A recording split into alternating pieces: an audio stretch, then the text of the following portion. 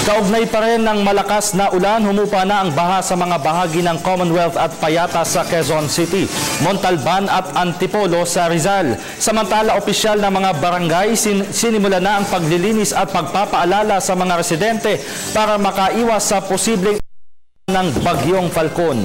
May ulat si Emil Carion live via phone pat.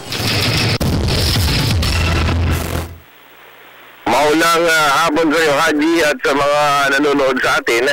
Tuloy-tuloy pa rin ang pagbagsak nga ng ulan dito sa iba't ibang bahagi ng lungsod Quezon. Sa pag-ikot ng PTV News Team sa bahagi ng Fairview, ng Commonwealth, ng Sabarte ay humupa na ang mga unang iniulat na may tubig baha. Dito naman sa Payatas, Montalban, Antipolo, bahagi ng Marikina ay nananatiling makulimlim ang kalangitan. Ngayon kasalukuyan, nasa tulay kami. Bahagi ng Tulyahan River na unang posibleng tamaan ng tubig kung aapaw ang tubig dito sa Lamesa Dam, at ang mga residente dito ay nakahanda na nga.